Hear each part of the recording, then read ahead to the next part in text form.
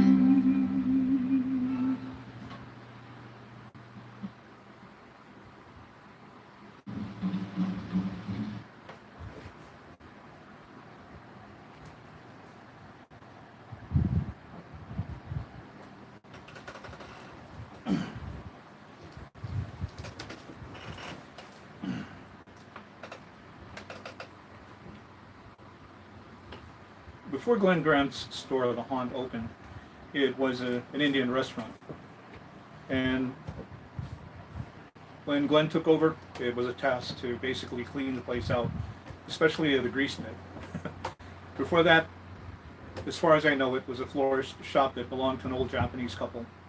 And Glenn used to joke that the old Japanese couple still haunted the store, which became the haunt.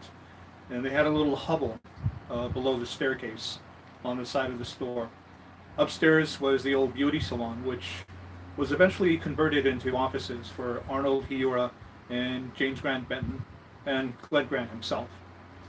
On the side was the larger office when you got up to the steps and took a right turn. Glenn told me himself that he had originally intended my cousin Keone Nunes to be the one to start taking over the tours because he strongly felt at that point that it was supposed to be either a local or Hawaiian person telling these stories. But it kind of didn't end up that way. It ended up being me. And so I remember a night when we had an opening, and that's when he officially made the announcement that he had found a Hawaiian finally to do these stories. And as I've mentioned before, I was looking around the store to see who it was, and it turned out to be me. That's not me elevating myself or speaking from my ego, but that's the way it happened. Every Friday and Saturday night, he had dinner and a movie, and it was always an old classic horror movie, some ghost film, and others would stay back and have the dinner and watch the movie while I went out and did the ghost tours. So the question was always posed, was the haunt actually haunted? Did anyone actually see ghosts? Well, I've always talked about the incident where Glenn went upstairs to his office and thought he saw someone in there and demanded he come out, and when the guy didn't come out, Glenn jumped into the office and swung a broom at the guy. But come to find out, there was no one in the office. It was completely empty. It turned out that he had left one of his stories from his Obake files on the desk. And Kahuna Beverly Lyons had warned him about doing that. And so there was that. After the haunt closed, I began to do the Glenn Grant Memorial, the annual one, every year. And sometimes we'd do a walk around Mo'ili'ili and stop at the parking lot behind the old building. And if a lot of you didn't know this, at some point Glenn hired psychics, tarot card readers, and other people who used crystal balls to ply their trade upstairs on the second floor. He had knocked down the wall between the office that belonged to James Grant Benton and Arnold Hiura and converted the room into a seance room. And along the upper parts of the wall were these Ouija boards from all around the world, as I was told. Supposedly the crystal ball belonged to Harry Houdini.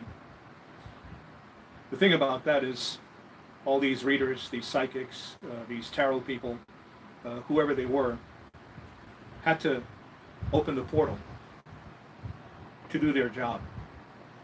But after the haunt closed down, word came down that these guys left and didn't close the veil. And so it was not an unusual thing to have a walking tour for the annual Glenn Grant Memorial and have people take pictures and catch supercharged orbs, apparitions, and faces on the back part of that building.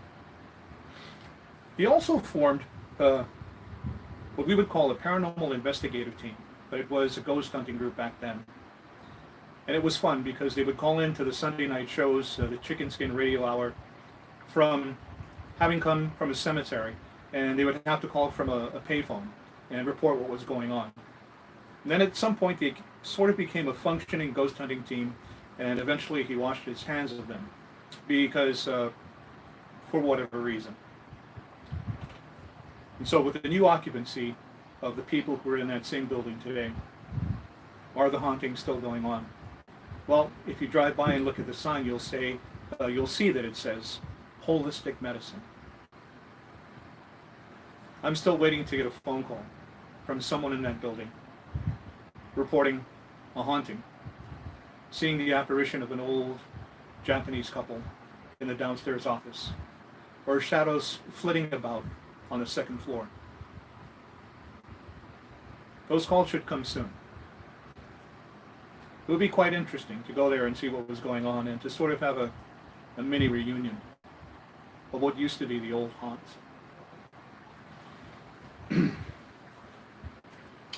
It's 1973. It's Obon in Mo Ili Ili. And the dancing is going on. You can smell the andagi.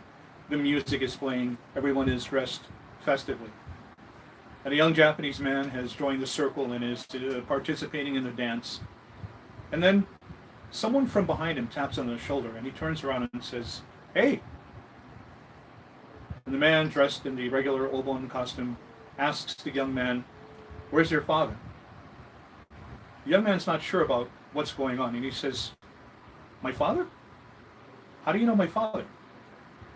And all the guy behind him would say, as he was dancing during Obon, was,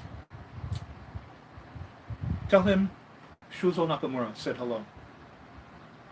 "Okay, I can do that." And immediately after that, the guy took off and just disappeared into the crowd of Obon participants. Later on during the festival, the young man finds his father. And as they're talking and having a drink, a soda, and eating some food, the young man remembers about what happened and says to his father, "Oh, by the way, this guy, what's his name? Shuzo Nakamura told me for tell you hi." Shuzo Nakamura? Oh. I never hear that name since 1944 from the wartime. He was in the 100th Battalion with me. You sure was Shuzo Nakamura? Yeah.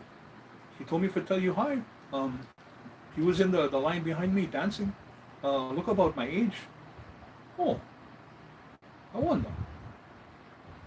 After the Obon festival was over, the father takes his son to the Japanese cemetery up the road in Mo Ili Ili. It takes him directly to the headstone of Shuzo Nakamura. And sure enough, there is the name carved into the ohaka, black granite. And for a mere second, the son catches a glimpse of the guy who danced in the line at Obon right behind him, in that granite ohaka, smiling, and then slowly disappearing. At that point, his father tells him, "Yeah, good thing that guy. He had plenty guts, you know. He no scared, but he got killed. Sad. It was about when I was your age right now, in fact."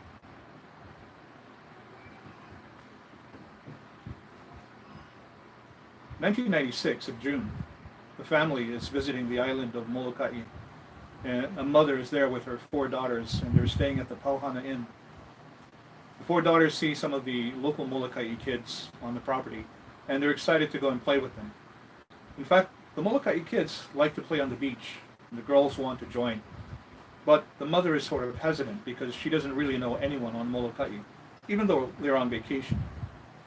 The security guard walks up and says, "I can see you're worried. You know, kind of strange, yeah?" Mom says, "Yeah, I mean, I know they want to play, but I don't want to spoil their time, but still, you know, I don't know those kids. And I don't know who their parents are." Security guard says, "You know what? If it's okay, you got to go do what you got to do. You go, and I watch your girls. I make sure nothing happened to them." Now my mom says, are you sure?" He said, "Yeah, I'm the security guard over here. Nobody going to say nothing. But no worry, go do what you got to do." So the mom goes. When she comes back later on, she sees her daughters having a great time with the local kids. The following day, as they're leaving to go holo holo and drive around, she leaves a note, a thank you note, at the front desk, and says, "Oh, by the way, can you give this to the security guard and tell him I said thank you for watching my girls yesterday?" "Oh, the security guard, you mean Henry?" The woman says, No. He told me his name yesterday. Walter Armitage. That's it. Nice guy. You know, I was kind of worried because I don't know the kids over here, but he said he would watch, and I got to go out and just, look around a little bit.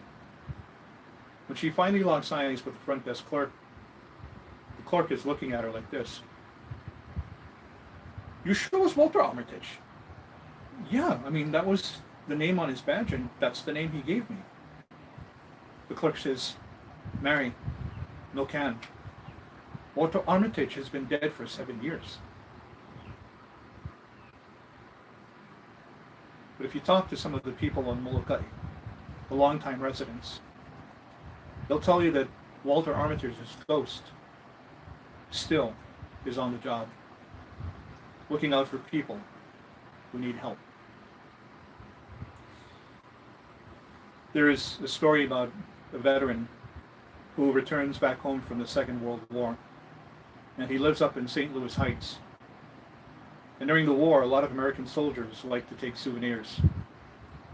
Helmets, medals, dog tags, sometimes an ear or other appendages from the enemy. During World War II, the prized thing was to get a Japanese soldier's katana, his sword. Many of them were decorative, some were very simple.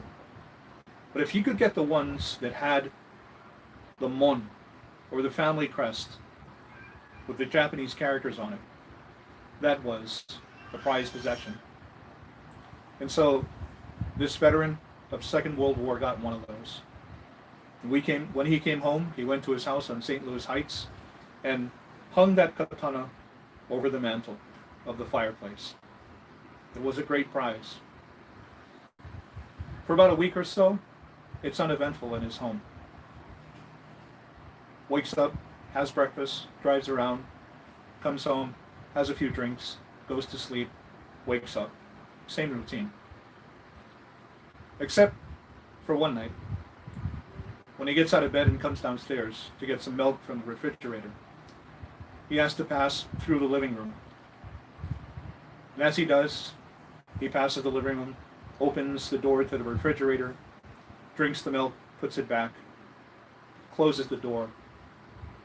Walking back upstairs, he passes the living room and stops. And then looks back like this. He said, on the floor, in a kneeling position, on his knees, is the Japanese soldier from whom he took the blade, in his uniform. Behind him are several Japanese men dressed in traditional clothing, and they fill up the entire living room, all kneeling, perfectly still, shoulders back, chest out, back straight, chin up. In unity, they all bow to the sword, sit back upright, and then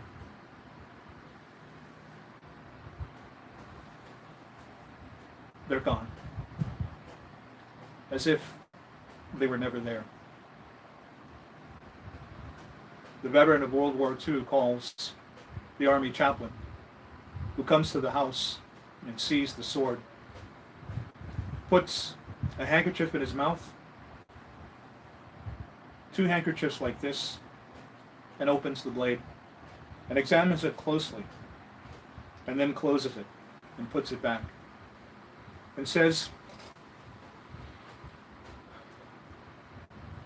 in a katana, the Japanese sword, is the soul of the warrior. This sword was passed down from generation to generation. And so it not only contains the soul of the Japanese soldier you killed, but the souls of his ancestors. Wouldn't it be a great thing if you could do research and find out the name of this soldier and return the sword to his family?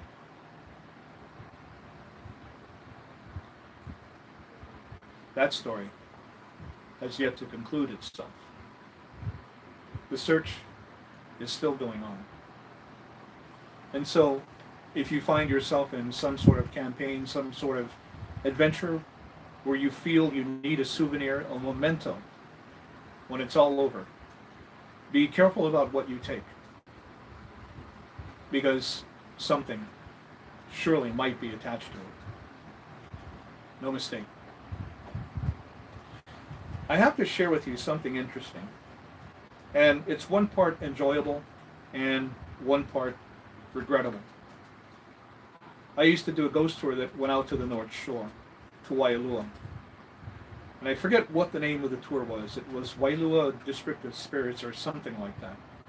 And we drove out to Thompson's Corner. We drove out to the old St. Michael's Church, to the Hongwanji that we can't go to anymore because of crackheads, to the Pu'iki Cemetery. And then the tour would conclude at Pu'umahuka Heiau when the gate was open late at night. It's regrettable that people who had no respect for those places, who would camp on the Heiau, Army soldiers from Schofield who would drive their Dodge Ram right up to the wall of the Heiau, run around inside pretending to human sacrifice one another. At the Hongwanji, where crackheads just invaded the place and made deals out in the open. It's regrettable that something like that happened because they're preventing so many people from learning such great, rich history about the North Shore and its ghosts. However, before going into Wailua, the tour would first stop at Ku'ukaniloko. When we went to Ku'ukaniloko, we talked about the birthing stones, but when we were there in the pitch black, we would hear drums, we would hear chanting. When you're walking down that dirt road heading toward Ku'ukaniloko, there is the high grass on either side. And many a time we could see 8-9 foot shadows walking in the high grass on either side.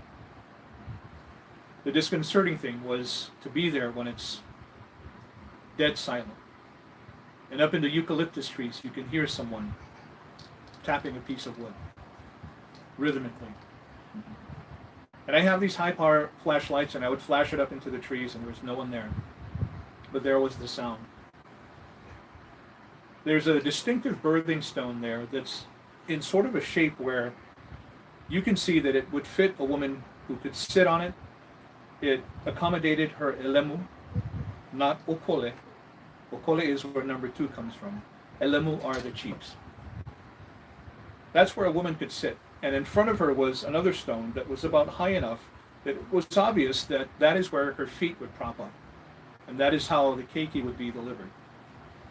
And sometimes women would want to have their pictures taken seated that way. And unusual things would appear in the photograph. And then later on, someone who claimed that they could not conceive suddenly ended up hapai.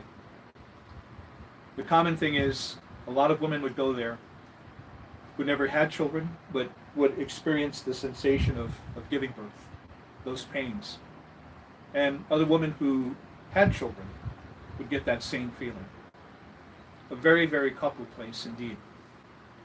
My regret about it is that soon after we did tours there, other tour groups would come during the day, and Japanese tourists have a big thing about going to see power spots.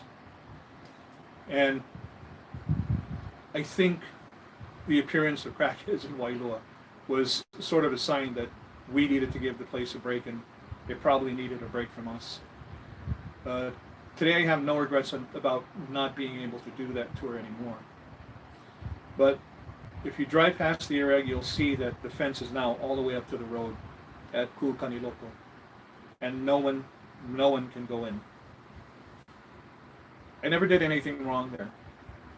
The protocols I followed were exact and very strict. But I think when word got out, everybody wanted to copycat.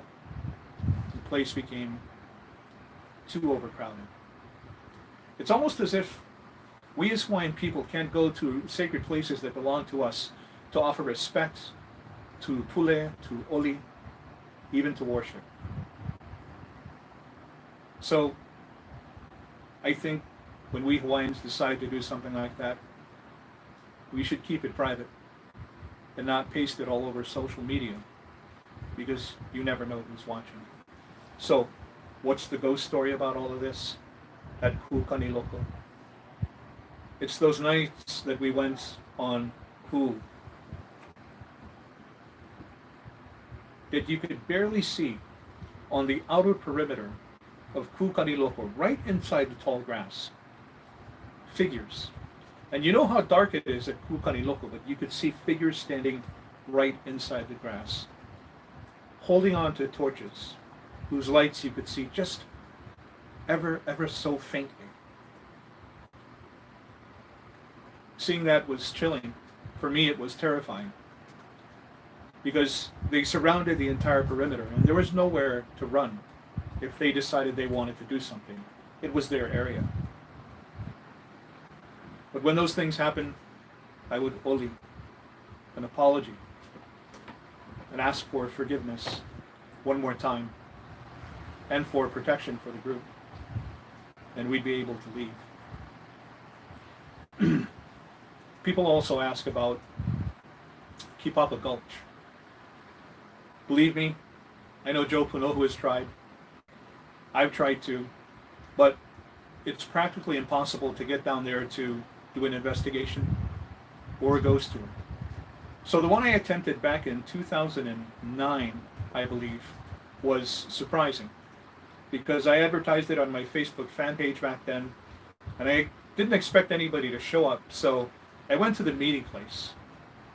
And I figured I'd wait for maybe about 10 minutes at most, and I'd leave. And the reason I thought nobody would show up is because I hadn't quite figured out how to do the PayPal thing, so no one had paid ahead of time. But at the 10-minute mark, as I started walking back toward my car, the parking lot started to fill up with cars. I think it was close to 85 people. They were there for the tour. And I apologized and said, listen, nobody responded. I didn't think anybody was going to show up. And so we did a caravan. And we went to certain locations. One of the locations we went to was the YPO soccer park, the one dedicated to Hatsi Mink. We went to a part of that park that's closest to Kipapa Gulch, behind the swimming pool, behind the tennis court, went out into the field. When I finally figured out that we were close enough to sort of overlook the gulch is when I began to tell stories about it. All of the battles that took place between Maili Kukahi and the warriors from Hilo, and how Maili Kukahi defeated them and laid their bodies in the gulch. And then about Kahikili, who came and wiped out every man, woman, and child ali'i for the death of his cousin, and laid their bodies in that part of the gulch. So many warriors fought and perished, and never got to go home. It's quite the haunted place. And if I can find it, if I can go back and find it, I will post it. But I remember people sending me videos that were very interesting. Just orbs of light bouncing like this. And they also sent me EVPs, voices saying very specific things in Hawaiian. And so, Kipapa Gulch is one of those places that maybe shouldn't be explored. But friends have told me, who have lived near the gulch, that strange things have happened. They've lost time. They would come home, and the house is sort of like a sunken living room. But when they would come home and walk down into the sunken living room, they said it seemed as if the steps just kept going, and they could never get to the end. And they said every time they walked through their own house, they had a sensation of several people walking along with them, almost as if the faces were like this, looking at them as they walked and tried to move through their own house. One owner told me as he would be sleeping in the middle of the night, he would feel his hands being lifted like this on the bed over his head. And then he would feel something start pulling him toward the headboard. As he would resist and try to pull away, he'd look up and there was nothing there. It would let go and he'd sit up like this and start screaming, "Oh my God, what the hell is going on?" Immediately after that, something would grab him by the ankles and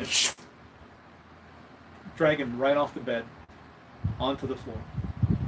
The commonality with all these owners who own those homes near the gulch is that they can't sell it. No one is interested in buying a house near the gulch. Too many stories. Too many first-hand accounts, legitimate ones, of all those hauntings. One gentleman told me The first night he moved into his home near the gulch, he heard voices, a cacophony of voices all speaking at the same time. He couldn't make sense of the language, but it sounded like away, away, away.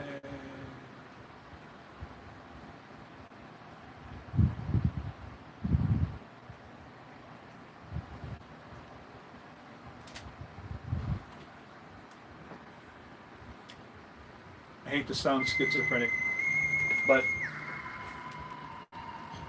something suddenly popped in my head. Something that Glenn Grant said. He said, in the course of doing these ghost tours, you'll eventually start to collect your own stories, and you can make it your own. He said, what I don't want you to do is be me. He said, be yourself. I asked him what he meant by that. He said, well, I hired a guy a few years back and showed him the ropes on how to do the tours. And I went on one tour. And Glenn said the guy did the tour exactly the way Glenn would do it. His gestures, his voice, his lilt, his characteristic. He literally became Glenn Grant and did the tour like him. And Glenn said, I don't want you to do that. He said, it's creepy. Just be yourself. It's an interesting lesson to learn.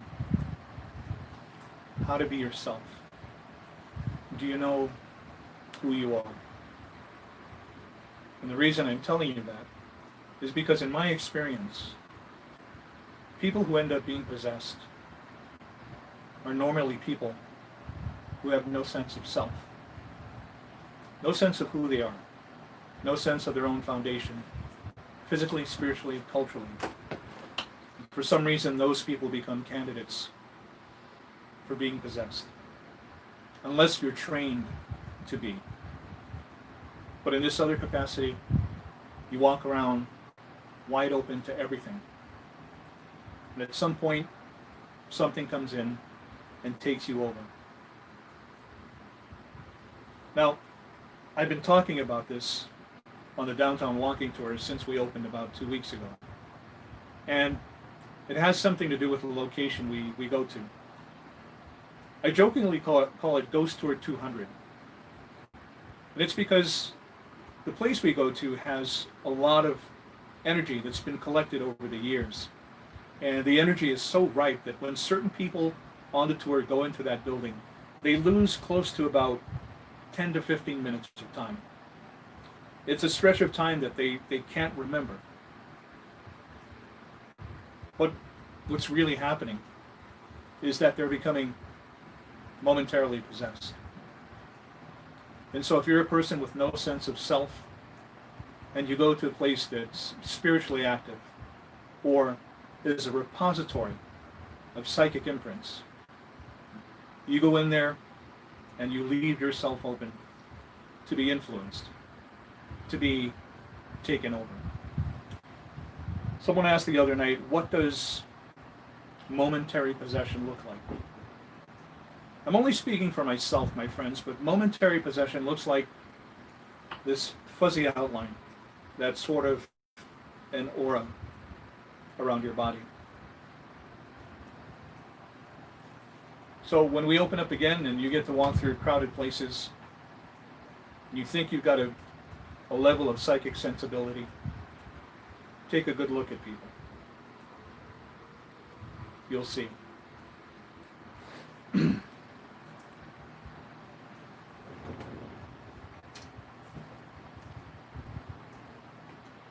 Glenn Grant talked about, and he writes about it, the first time he came to Hawaii, at the behest of his best friend, his lifelong friend, Professor Dennis Ogawa. The story goes that they occupied a beat-up old shack in the middle of Mo'iliili, right off of University Avenue. And around them were these towering condominiums. And so there was about 5 of them, including Glenn Grant. And they were all candidates for masters and doctorates. And they said the first night there, when they were in the living room watching the TV with the wire hanger and the foil around it, in the kitchen that had no window and no back door, they heard something picking up the garbage from the garbage can. And back then it was those heavy, almost steel garbage cans, and you could hear it going, boom, shh, boom. At some point, terrified, they all walked toward the kitchen. It's pitch black. One of them reaches into the dark and finds the light switch, and as he's about to turn it on, another hand grabs his. The hand, they claim, is slimy, like a fish, and it feels like it's got scales all over it. Oh! They all jump like this. Finally, someone's brave enough to just reach in and click on the light. It illuminates the kitchen, and no one's there, and nothing's wrong. Another guy comes home, takes a shower. It's a cheap shower curtain, the clear plastic. He sees the silhouette of his girlfriend coming toward the shower, and he figures she wants to join him. So he opens the curtain like this. She gets in behind him. He closes the curtain. Open hand slap from behind, from the girlfriend, right in the face. Ow, what the hell? Washes off the soap, opens the curtain. No one's in the bathroom. The door is still locked from the inside. Later, a roommate is in the back room, sleeping on a military cot. He's late for class, but they can hear him. They knock on the door. Tommy, you're going to be late for class. You have to wake up.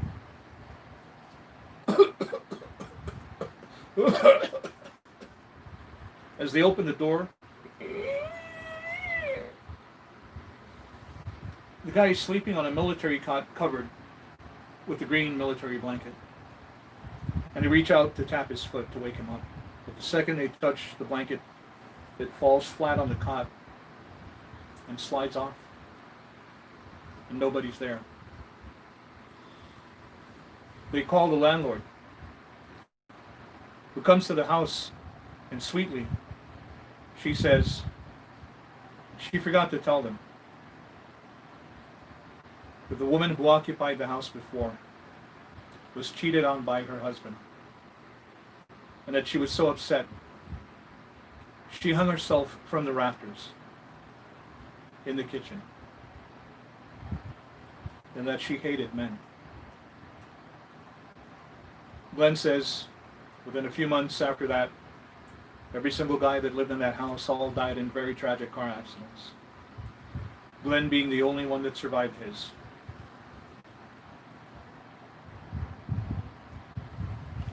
But it doesn't stop there. Glenn is submitting articles to the Hawaii Hochi, and he's coming across very interesting stories as he's teaching his American Studies class at the university. And many of his former students said that they loved the class because many times he would teach it in costume, depending upon what they were studying about. And that even one time Glenn Grant brought a coffin to his classroom.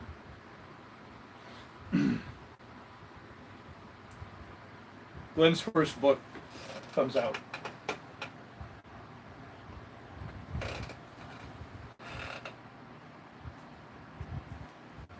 Obake, Ghost Stories in Hawaii, by Glenn Grant. A lot of interesting stories. It was a revolutionary book and set the standard for ghost stories and ghost tours. Now, this comes out about 94, 95. 9 or 10 years previous, Glenn Grant was sitting on the porch of a house up in Pu'unui in Liliha. He's having an old Miller beer with his friend, who's a professor. The friend gazes over at the house next door and says, "Now, over there is a nice old Japanese couple. The apple of their eye is their 19-year-old daughter. She was so smart she graduated high school early and got to college early. But for some reason, the parents can't figure out, she quit school, quit her job, and broke up with her boyfriend. Glenn says, "Oh, well, that's too bad. It's sad to hear." His friend says, "She's a student in your class, and she wanted to talk to you." Okay. His friend mentions the name of the girl, and Glenn says, "I don't remember having anyone by that name in my class." "Well, I promised the old couple that you would go next door and talk to them." For what?" "Well, they said at some point she began to act strangely. She locked herself in a bedroom and became a recluse and hardly came out. And many times when they would go in to check on her, she'd be sitting on the bed, no clothes on, but covered in her own filth. And they could hear deep growling like a dog. Another time, when they walked in, she was peeling off her fingernails and her toenails, and they claimed that in its place, claws grew, almost like talons, and that she started to develop those incisors, those canines. She attacked her father. And when the Odaisan came later on, she was in the rocking chair in her bedroom, and the Odaisan came with the pom-pom and was doing the invocation and, hitting her with the pom-pom, and the rocking chair started to rock back and forth like this, almost to the point where it looked like it was floating off the carpet, and the daughter hit the Odaisan, sent her flying. In a moment of clarity, the girl said, "Please find Dr. Glenn Grant and bring him to me. He's the only one that can help." Reluctantly, my old boss went. His friend stayed in the kitchen. Well, the two people, the couple, took Glenn into the room. The wife waited outside. And the father of the girl cautioned him. The smell might be too much. And the sight of her, just the sight, please understand. But she really wants to talk to you. The father opens the door, flicks on the light. It doesn't go on, but there's ambient light from outside shining through the bedroom window. The room is immaculate. It's perfectly clean and tidy.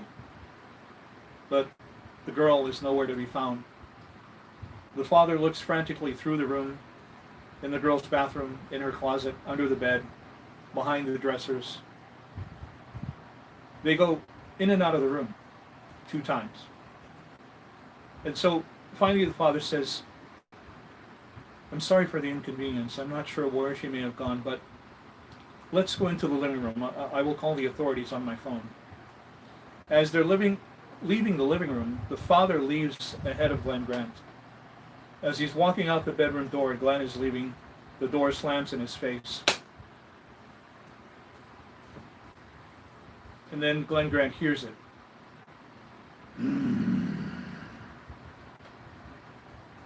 And he looks up.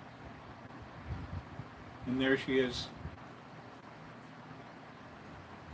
She'd been there the whole time, floating in the air. Her own filth matted in her hair, smeared all over her body. The canine showing, and the claws.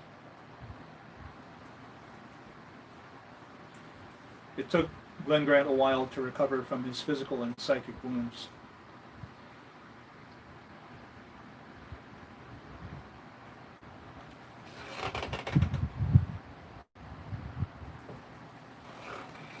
Years later,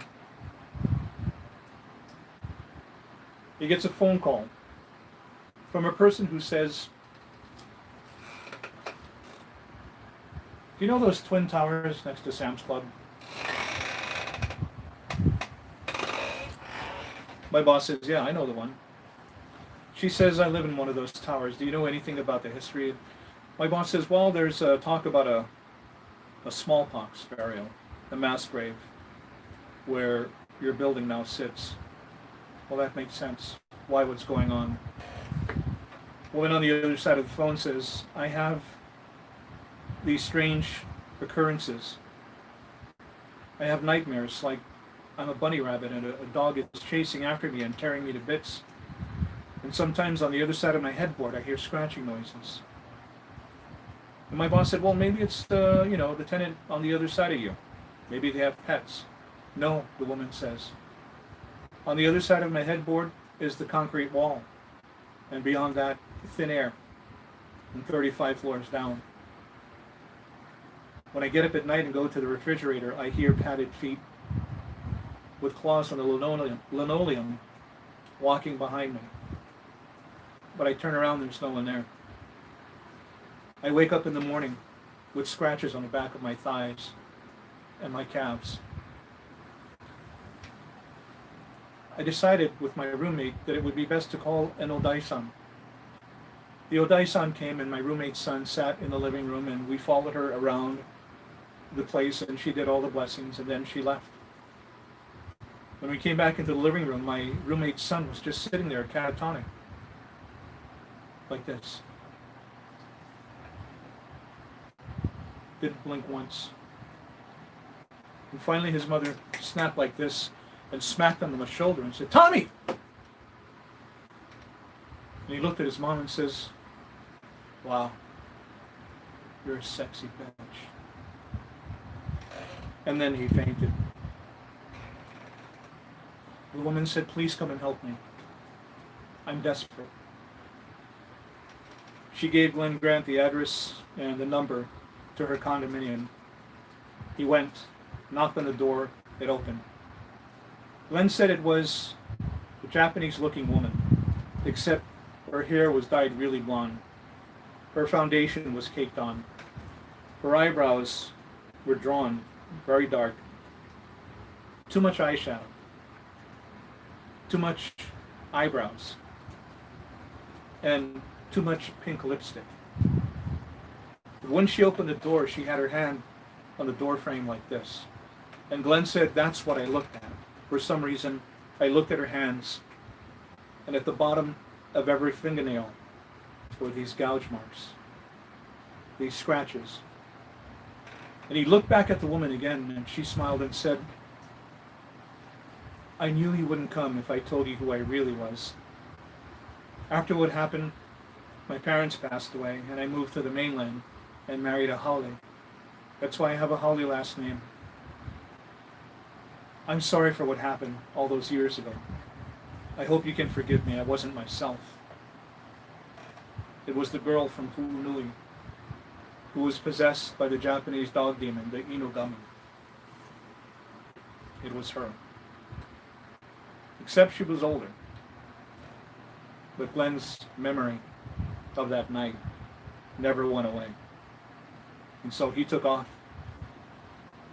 After that, the woman would show up at his classes, his book signings, wherever she could to talk to him. But he refused to meet her, refused to take her phone calls, refused to answer any letter that she sent. Finally, after all of that, she left him a message apologizing, saying that she didn't mean to scare him, and she meant him no harm. But what was happening in her condominium was real, and she needed real help. But she promised him to leave him alone and would never bother him again. The story my boss told me while we sat down at the haunt, and we had one of those sandwiches called the Raven or something like that. He said when he went home to his apartment in Mo'iliili one late night, he walked in, opened the door, turned on the lights, and they didn't go on. And so as he walked through the living room to get to the switch box, which was in his apartment, for some reason he made a mental note. There was ambient light coming from outside the window, creating a spotlight in the middle of his living room floor. The window was closed, the curtains were still. Found the switch box, nothing worked.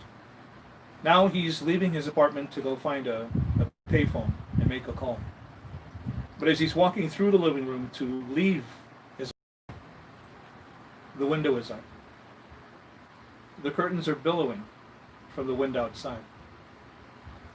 Squatting down in the middle of the floor, with no clothes on, naked. Her filth matted in her hair, smeared all around her body. A pair of scissors in one hand, my old boss's book in the other. The fingernails newly torn off, bleeding into the white pages of the book, is that woman. And she said, I promised that I would never bother you again. Today, when I was walking through Longs in Mo'iliili, I happened to walk past the magazine section. And I saw your book. And I thought to myself, how good for him. I'm so happy for his success. But I began to read some of the stories. And I found this.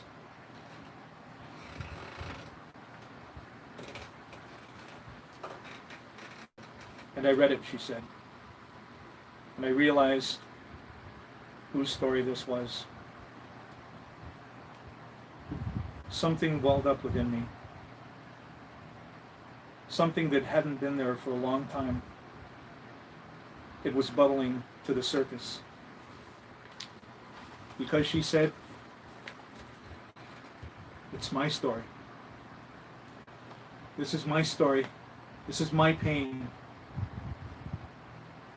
But when I ask you for help, you can't help me. But yet, you can write about my suffering, about everything that happened in my life. But I ask you for help, and you won't. You won't!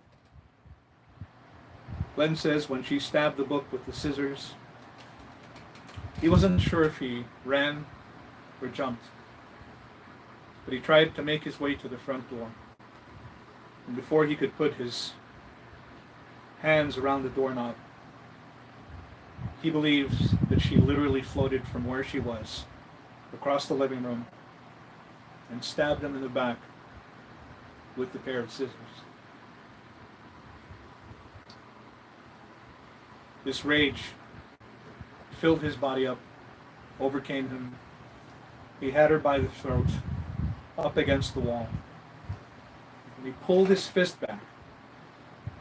He suddenly saw in front of him not this woman who was once the girl possessed yet again by the Inugami, who tried to kill him, but what he saw was a nice, white, fluffy bunny rabbit. And he could feel the blood in the veins coursing. And he wanted to tear the throat out. And then he heard it.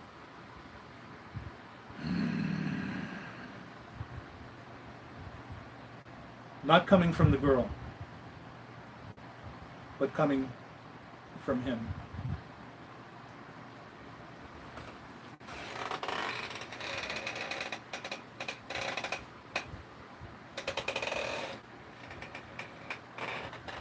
It was never said or explained why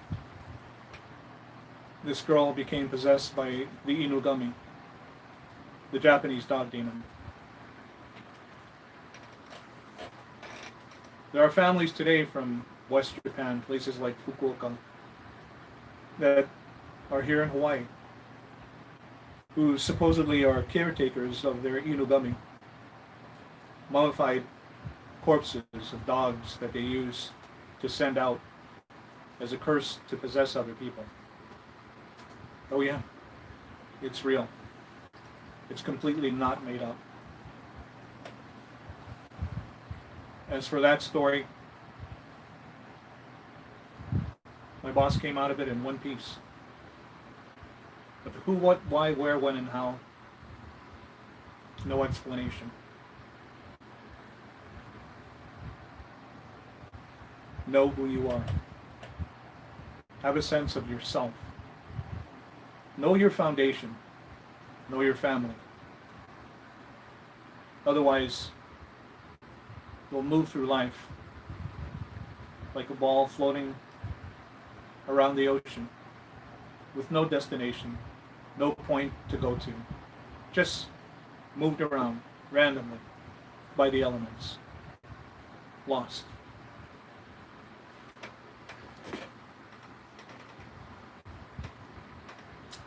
A person tells me he had an Uncle Theodore who he hated. And Uncle Theodore was his father's older brother.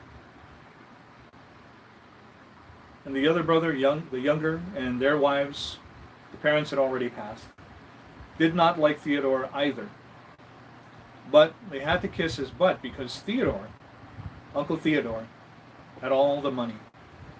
And so when they were short of cash, they needed something was coming up, something they wanted, something they had to pay off. They always had to invite Uncle Theodore over and kiss butt, and sometimes his feet. The guy who told me this story said he hated Uncle Theodore, hated when Uncle Theodore came over, because Uncle Theodore lorded his money over his siblings, his brothers. But whenever he came over, he insisted on playing with the kids first. And a lot of times he would play with the kids for an hour, 2 hours, however long he felt like it. And the adults just had to wait until he finally got to business. Money business. When Uncle Theodore came over, this guy tells me, all the kids, all my cousins, they rushed to go play with him, and they dig their hands in his pockets because he's got candy somewhere. The guy says to me, I took my time. I didn't rush to go see Uncle Theodore. In fact, a lot of times I would go to the bathroom on purpose to make like I had to take a crap. Eventually, I would have to go out there because it was important. Because my dad needed money. The guy says to me, when I would finally get out there, I would make a wide circle to just come around behind the other kids so, I didn't have to deal with Uncle Theodore. But he said his Uncle Theodore would reach through the kids, grab him by the arm. The creepy thing, the guy says to me, is whenever the kids would come running into the living room, Uncle Theodore would get all excited. And he was old school, so he wore a lot of those, old button-down silk shirts. And he had these baggy pants. But I swear to you, when we would run into the living room and he saw the kids coming, he would get a full erection. And that's why I stayed the hell away from him. But when he finally got a hold of me, he would grab me and sit me on his lap and position me so I could feel his erection right underneath my butt. And Uncle Theodore smelled like old Filipino man. He smelled like old Filipino barbershop. He smoked the old Toscane, those stink Filipino cigars, and he reeked of Aqua Velva. And that hair thing he used, it made me want to gag. But if you can imagine me as a little boy sitting on, pressed up against the bottom of my butt, and then he puts his lips right up to my ear. And he always used to say to me, Tonio, you're my favorite. I always come here just to see you, Tonio. You're my favorite. My favorite, Tonio. I would wriggle and fight my way off his lap, go run on the couch, sit next to my dad. And I would always ask him, why do we need money from Uncle Theodore anyway? My dad would say, well, finally, Uncle Theodore passed away. And you would figure with all the money he had, he would leave something to my dad and my other uncles. But he left them nothing. Whatever money he did leave, it went to his bowling league. I stand corrected, the guy says. Uncle Theodore did leave one thing. He left this very, very old Rolex watch. I think it was from the 60s. But he left it specifically for me. But I told my dad I didn't want it. And so my dad took it. My dad would wear it to work, to baseball practice, shopping with my mom. Sometimes he'd sleep with it on. My dad worked part-time for this appliance warehouse where he had to deliver appliances, stoves, refrigerators. One day my dad and two of his workers were pushing this huge double-doored, looked like stainless steel refrigerator up this ramp to this condominium. My dad had to hang back and sort of catch his breath because the thing was heavy. And so the two guys were pushing this monstrosity up the ramp, and somehow they just lost their grip. Something happened, and it started to shoot down the ramp, and they jumped off. By the time my dad saw it coming, it was too late. Just cleaned him out. My dad died. The funeral was sad. My mom was heartbroken. All my cousins came. There was a lot of crying. And so, a lot of things were portioned out that my dad owned. And I told my mom, I don't want anything. I just want my dad. But then she said to me, well, look, here's your dad's Rolex. Do you want that? I said, that's not Dad. I said, that's Uncle Theodore's. Oh, well, then it was for you. I'm like, I don't want it. And so, my dad's brother, Shane, he got it. And Shane wore that Rolex everywhere, to the point where my auntie was sort of irritated. Take that thing off! God, you wear it to the shower, to the bathroom? You're not going to wear it for this. You take it off.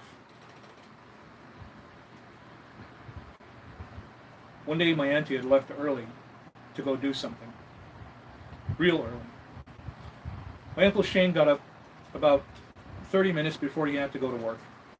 And so he got into his car in the garage, and he was pulling out face first. My auntie is a terrible driver because she drives too fast. And so when she pulled into the garage, coming this way, and my Uncle Shane was pulling out that way, she hit him head first. The impact wasn't really that bad that it would kill Uncle Shane, but it was enough to jerk the car backward that Uncle Shane went like this. And then he died. Even though his head didn't come off, the action of the head snapping back was enough to literally decapitate. The funeral was sad. People cried. Whatever Uncle Shane owned was portioned out to Auntie and my cousins. The Rolex watch, the guy says, without me knowing, ends up on my dresser. And I see it one morning, and I scream, Mom! She comes into the room. She says, what? I said, Mom, I don't want the Rolex. Just take it out of here. My mom says, no, it's a nice Rolex. You keep it, and then over time, it will add value. It will probably be worth $1 million. I said, I don't want it. My mom says, your dad wore it, your uncle wore it. It was from your Uncle Theodore. And she opens the dresser drawer like this and plops it in and closes it. Walks off in a huff. It was a long day that day. Long day in school, long day at soccer practice, the guy says.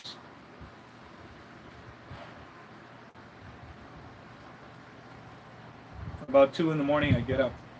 I gotta go bad. Took me felt like 15 minutes just to do number one. When I finally get back into bed, get under my sheets and my blanket, and I'm starting to settle in, I smell it. The aquavelva, the Toscane, and that thing, the smell just burned my nose. And it happened so quickly I couldn't even react. I couldn't move. I couldn't do anything. It happened like that. And that's when I felt this erection under my butt cheek. And two hands reach around from behind me and pull me close like this. Then I feel the lips and the breath in my ear, and I hear it. You're my favorite, Tonio. I always come just to see you. You're the one, Tonio. You make me feel good.